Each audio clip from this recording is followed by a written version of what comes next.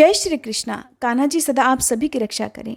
रसपान कीजिए आज की कथा का। उम्मीद है इससे पहले की कथा भी आपने सुन ली होगी, जिसमें आपको धर्मगुप्त और रीछ की कथा सुनाई गई थी, जिसमें एक रीछ जो कि एक सिंह के डर से एक वृक्ष पर चढ़ गया था और संयोग से उसी वृक्ष पर धर्मगुप्त भी चढ़े हुए थे। रीछ ने धर्मगुप्त को देखकर कहा कि आधी रात तक वह उनकी रक्षा करेगा, तब तक महाराज सो सकते हैं, और जब महाराज जाग जाएंगे तब रीछ सो जाएगा और उसके बाद महाराज रीछ की रक्षा करेंगे। तब पहले रीछ ने जागकर महाराज की रक्षा की और खुद जागता रहा। इधर सिंह जब उसी पेड़ के नीचे आकर कहने लगा कि रीछ तुम इस राजा को मेरे लिए धरती पर गिरा दो, किंतु रीछ ने राजा को वचन दिया था और इस तरह से रीछ ने राजा को धरती पर नहीं गिराया बल्कि जागकर उनकी रक्षा की। जब रीछ की बारी आई तब रीछ तो राजा की गोद में सिर रखकर सो गया, लेकिन जब सिंह आया और सिंह ने राजा से रीछ को नीचे गिराने की बात कही, तब राजा धर्मगुप्त ने उस रीछ को सिंह के लिए नीचे गिरा दिया। इसके बाद जो कुछ हुआ, यदि आपने कथा नहीं सुनी है तो प्लीज़ आप जरूर सुन लीजिएगा, बहुत ही रोचक कथा है। रसपान कीजिए आज की कथा का। श्री सूत जी कहते हैं, मुनिवरों, सभी पापों का नाश करने वाले महान पुण्यप्रद वेंकटाचल पर जो कृष्ण तीर्थ है उसका महात्म्य भी सुनो। पूर्व काल में विप्रवर रामकृष्ण नामक एक बहुत बड़े मुनि थे। वे सत्यवादी, शीलवान, उत्तम भक्त, सब प्राणियों पर दया करने वाले, शत्रु और मित्र के प्रति एक जैसा भाव रखने वाले, जितात्मा, तपस्वी और जितेंद्रिय थे। पर ब्रह्म में निष्णात तथा एकमात्र ब्रह्म तत्व के आश्रित थे। ऐसे प्रभाव वाले मुनिवर रामकृष्ण ने उस तीर्थ में बड़ी कठिन तपस्या की। वे अपने सभी अंगों को स्थिर करके खड़े रहते। वहां खड़े होकर तपस्या करते हुए उन्हें कई 100 वर्ष बीत गए। उनके सभी अंगों पर वल्मीक की मिट्टी जम गई। वल्मीक की मिट्टी चींटियों के घर को कहते हैं, जिसे बांबी भी कहते हैं। चींटियां जिस तरह से मिट्टी का ढेर बना लेती हैं और उसके अंदर रहती हैं, वही मिट्टी उस समय उन मुनि के ऊपर जम गई थी। इस प्रकार वह मुनि उस वल्मीक से ढक गए थे। तब भी महामुनि रामकृष्ण तपस्या में लीन रहे। उन्होंने वल्मीक की कोई परवाह नहीं की। देवराज इंद्र ने तपस्या करते हुए उन मुनिश्रेष्ठ पर मेघों को भेजकर बड़ी जोर से बारिश करवाई। 7 दिनों तक लगातार वर्षा होती रही। मूसलाधार पानी पड़ने पर भी मुनि ने अपने नेत्र बंद करके उस भीषण वर्षा को सहन कर लिया। तब बहुत जोर की गड़गड़ाहट के साथ कानों को बहरा बनाती हुई बिजली वल्मीक के ऊपर गिरी। वल्मीक उससे ढह गया। उसी समय शंख, चक्र, गदाधारी भगवान श्री विष्णु वहां प्रकट हो गए। वे विनितानंदन गरुड़ पर सवार थे। गले में पड़ी हुई वनमाला उनकी शोभा बढ़ा रही थी। श्री रामकृष्ण की तपस्या से संतुष्ट होकर भगवान इस प्रकार बोले कि हे रामकृष्ण, तुम वेद शास्त्र के पारंगत विद्वान हो और तपस्या की निधि हो। मेरे प्रादुर्भाव के दिन जो मनुष्य यहाँ स्नान करता है, उसके पुण्यफल का वर्णन शेषनाग भी नहीं कर सकते। सूर्य मकर राशि में स्थित हो और महातिथि पूर्णिमा पुष्य नक्षत्र से युक्त हो तो वह इस तीर्थ में स्नान करने का सर्वोत्तम समय बताया गया है। जो मनुष्य उस दिन कृष्ण तीर्थ में स्नान करता है, वह सभी पापों से मुक्त होकर समस्त कामनाओं को प्राप्त कर लेता है। आज से ये महातीर्थ तुम्हारे ही नाम से संसार में प्रसिद्ध होगा। ऐसा कहकर भगवान श्रीनिवास अर्थात भगवान विष्णु वही अंतर्ध्यान हो गए।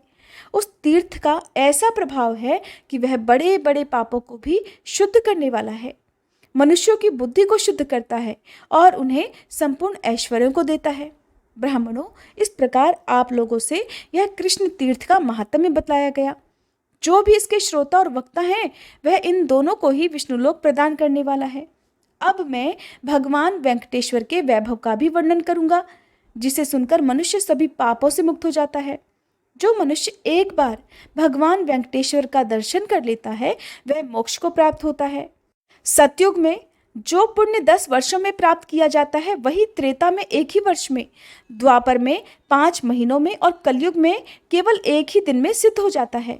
परंतु जो भगवान श्रीनिवास का दर्शन करते हैं, उन्हें एक एक पल में वही पुण्यफल कोटि कोटि गुना होकर मिल जाता है।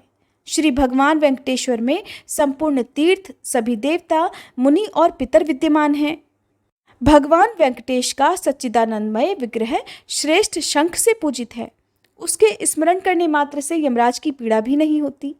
जो इस पृथ्वी पर परम दुर्लभ मनुष्य शरीर पाकर सर्वश्रेष्ठ देवता भगवान वेंकटेश का दर्शन और पूजन करते हैं, उनका ही जन्म सफल है और वे ही कृतार्थ हैं। भगवान नारायण का दर्शन होने पर सहस्त्रों ब्रह्महत्या और 10,000 मद्यपान के पाप भी पूरी तरह नष्ट हो जाते हैं। जो मनुष्य सदा भोग और स्वर्गलोक का राज्य चाहते हैं, वे एक बार प्रसन्नतापूर्वक वेंकटाचल निवासी भगवान श्रीनिवास को प्रणाम कर लें। करोड़ों जन्मों में किए हुए जो कोई भी पाप हैं, वे सब भगवान वेंकटेश्वर के दर्शन से नष्ट हो जाते हैं। जो संपर्क से, कौतूहल से, लोभ से या फिर भय से भी भगवान वेंकटाचलेश्वर का स्मरण करता है, वह इस लोक और परलोक में कभी भी दुख नहीं भोगता। वेंकटाचल निवासी देवेश्वर भगवान श्री विष्णु का कीर्तन और पूजन करने वाला अवश्य ही श्री विष्णु का सारूप्य प्राप्त कर लेता है। जैसे प्रज्वलित अग्नि क्षण भर में ही ढेर के ढेर ईंधन जलाकर भस्म कर देती है, ठीक वैसे ही भगवान वेंकटेश्वर का दर्शन सभी पापों को जलाकर भस्म कर देता है। भगवान वेंकटेश्वर की भक्ति 8 प्रकार की मानी गई है। पहला, भगवान के भक्तों के प्रति स्नेह भाव। दूसरा, भगवत भक्तों की पूजा करके उन्हें संतुष्ट करना। तीसरा, स्वयं भक्तिपूर्वक भगवान की पूजा करना। चौथा, अपने शरीर की समस्त चेष्टाएं भगवान के लिए ही करना। पांचवा, भगवान के महात्म्य की कथा में रुचि रखना और उसे सुनने में आदर का भाव होना। छठा, अपने नेत्र और शरीर में भगवत भक्ति और भगवत प्रेम जनित विकार का स्फुरन होना। सातवां, भगवान श्रीनिवास का निरंतर स्मरण करना। तथा आठवां, वेंकटाचल निवासी भगवान श्रीनिवास की शरण लेकर ही जीवन धारण करना। ऐसी 8 प्रकार की भक्ति अगर किसी म्लेच्छ में भी हो तो वो भी निश्चय ही मोक्ष को प्राप्त कर लेता है। भगवान की अनन्य भक्ति तथा ब्रह्म ज्ञान से मोक्ष की प्राप्ति निश्चित है। सन्यासियों और नैष्ठिक ब्रह्मचारियों को वेदांत शास्त्र श्रवण जनित ज्ञान से जो मुक्ति मिलती है, वही सब लोगों को केवल भगवान वेंकटेश्वर के दर्शन से बिना किसी देरी के ही मिल जाती है। वेंकटगिरी के स्वामी भगवान श्रीनिवास का दर्शन कर लेने पर सब लोग महापुरुष की श्रेणी में चले आते हैं। उनमें से कोई भी एक दूसरे से कम या अधिक नहीं रह जाता। सभी पापों का नाश करने वाले परम पवित्र वेंकटाचल पर जाकर जो भी सर्वश्रेष्ठ देव भगवान श्रीनिवास का भक्तिपूर्वक दर्शन करता है, उसकी समानता इस धरती लोक पर चारों वेदों का विद्वान भी नहीं कर सकता। संपूर्ण वेद भगवान श्रीनिवास का ही प्रतिपादन करते हैं। सब यज्ञ श्रीनिवास की ही आराधना के साधन हैं और सब लोग भगवान श्रीनिवास के ही आश्रित हैं। सब कोई उन्हीं पर निर्भर है। अन्य सबका आश्रय छोड़कर भगवान श्रीनिवास की ही शरण लेनी चाहिए। वेंकटाचल निवासी भगवान श्रीहरि का 2 घड़ी चिंतन करने वाला मनुष्य भी अपनी 21 पीढ़ियों का उद्धार करके विष्णु लोक में सम्मानित होता है। इस प्रकार यह वेंकटेश्वर का महात्म्य बताया गया। जो मनुष्य प्रतिदिन भक्तिपूर्वक इसको सुनता है अथवा पढ़ता है, वह भगवान वेंकटेश्वर की सेवा का फल प्राप्त कर लेता है।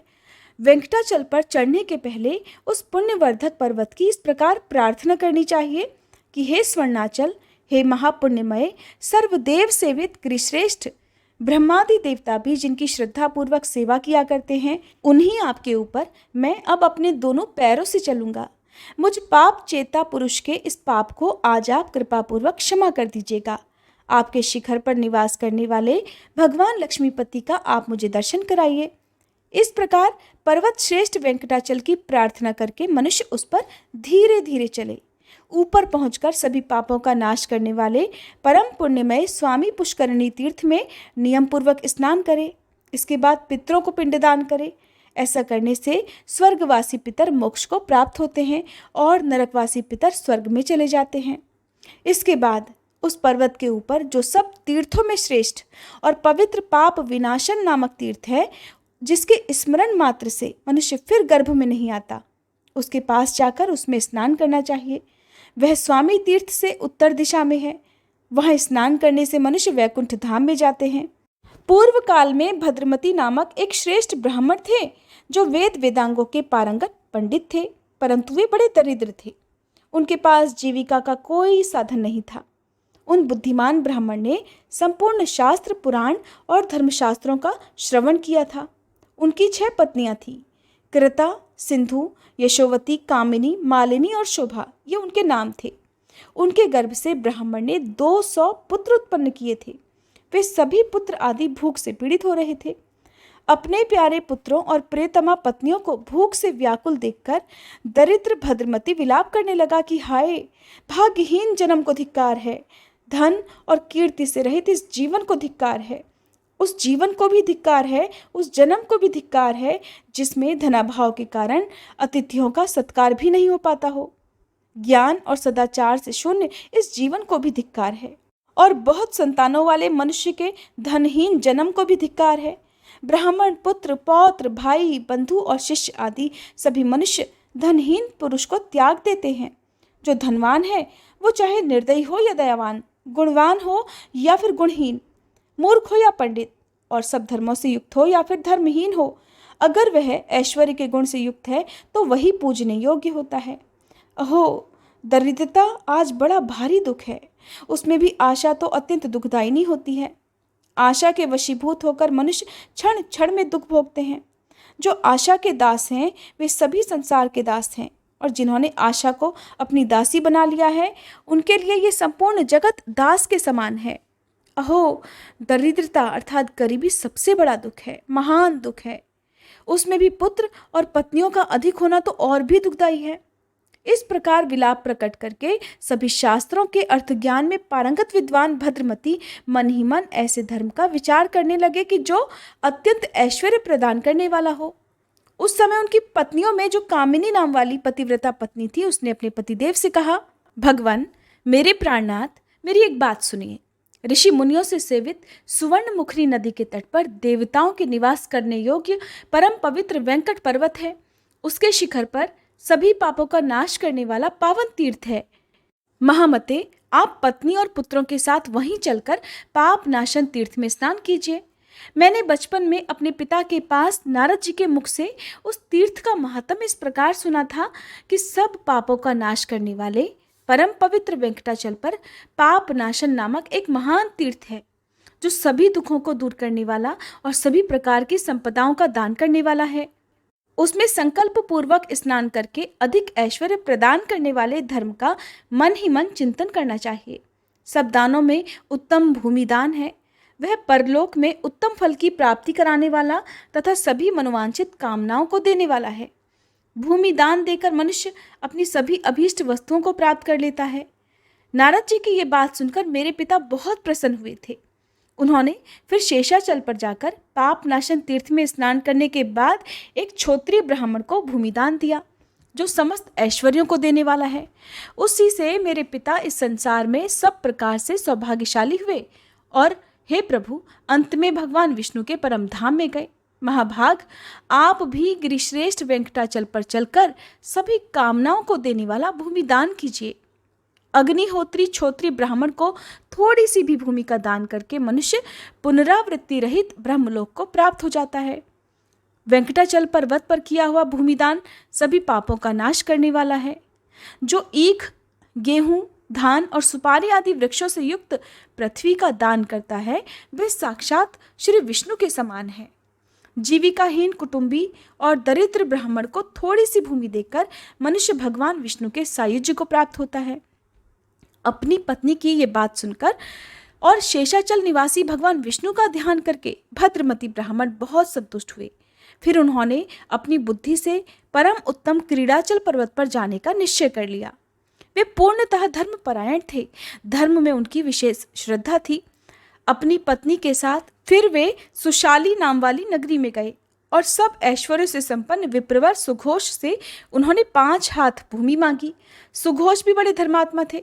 उन्होंने प्रसन्न चित्त वाले इन कुटुंबी ब्राह्मण को देखकर इनका विधिपूर्वक पूजन किया और इस प्रकार कहा कि भद्रमते, मैं कृतार्थ हो गया, आज मेरा जन्म सफल हो गया। ऐसा कहकर सुघोष ने पृथ्वी वैष्णवी पुण्या पृथ्वी विष्णु पालितः पृथ्वी व्यास्तु प्रदानेन प्रियताम में जनार्दनः, अर्थात पृथ्वी भगवान विष्णु की प्रिया है, पवित्र पृथ्वी भगवान विष्णु द्वारा सुरक्षित है, पृथ्वी के दान से भगवान जनार्दन मुझ पर प्रसन्न हो। इस मंत्र के उच्चारण पूर्वक विष्णु बुद्धि से भद्रमती की पूजा करके 5 हाथ पृथ्वी उन्हें दान में दे दी। उस भूमिदान के पुण्य से सुघोष भगवान विष्णु के धाम को प्राप्त हुआ, जहाँ जाकर कोई भी शोक नहीं करता। इसके बाद भद्रमती अपने पुत्रों और पत्नियों के साथ देव दानव वंदित वेंकटाचल पर गए। वहां स्वामी पुष्करणी के परम पवित्र निर्मल जल में उन्होंने अपनी पत्नियों और पुत्रों के साथ संकल्प पूर्वक स्नान किया। इसके बाद उसके पश्चिम तट पर पृथ्वी को धारण करने वाले भगवान श्वेत वराह को नमस्कार करके वे भगवान श्रीनिवास के मंदिर में गए। वहां ब्रह्मादि देवताओं से सेवित कृपा निधान श्रीनिवास का अपने पुत्र आदि के साथ दर्शन किया और भगवान को प्रणाम करके पत्नी और पुत्र सहित पाप नाशन तीर्थ में आए। फिर वहां विधिपूर्वक स्नान करके धर्म आदि शुभ कर्मों का अनुष्ठान किया और किसी क्षोत्रिय विष्णु भक्त पुरुष को विष्णु भक्ति से मोक्षदायक भूमिदान जो कि उन्होंने सुघोष से ली थी वो दे दी। उस दान के प्रभाव से शंख चक्र और गदा धारण करने वाले वनमाला विभूषित भगवान विष्णु गरुड़ पर चढ़े हुए पापनाशन तीर्थ के तट पर प्रकट हो गए।